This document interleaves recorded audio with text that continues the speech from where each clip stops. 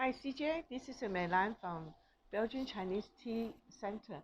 Instead of typing text to you, I think I'm going to make a small video, okay, to continue our discussion that the butter tea you have in mind, the Americanized butter tea that you have in mind. I know you are also a pure tea lover, but when you create a Americanized butter tea, first of all, I think the butter tea is you're not going to use the yak butter. It's like a Tibetan tea, okay? Um, the people in the Himalaya or in the Lhasa, the reason why they drink that because the weather, they do need that. But I think it's in us where the altitude is not so high, it's better just use the milk.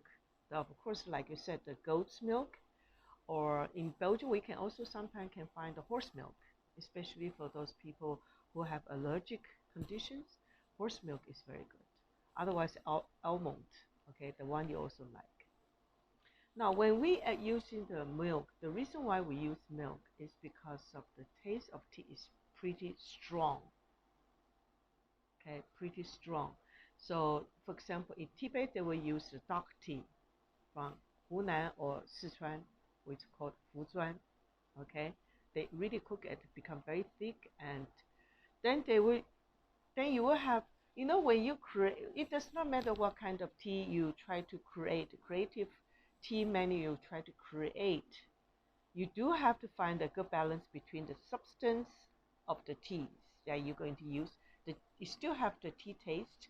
On top of it, you also have that special flavor and taste from the extra ingredient, for example, the Himalaya salt and also the milk. And I think it's using a Himalaya salt, sea salt, is a very good idea but don't use too much, just a tiny little bit, because the salt can really balance the earthy mineral and the spicy flavor notes in the flavor and taste.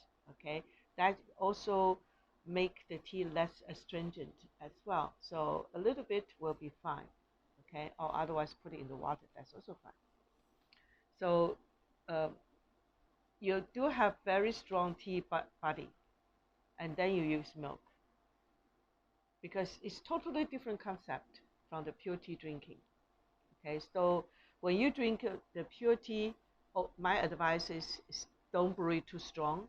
But when you want to use this tea to create a milky tea, then I would say get it strong, get the really essence out, get the body and the strength out of the tea, and then you add on the milk, the product you want to use. And then they both have the same levels of energy that can create a very good balance.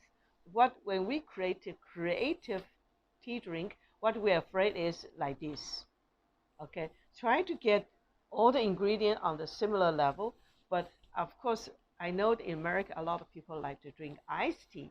So my suggestion is, if I were you, I would prepare a very strongly uh, prepared iced tea, okay? Um, and then I will use a bowl of vanilla ice cream and put on top of it.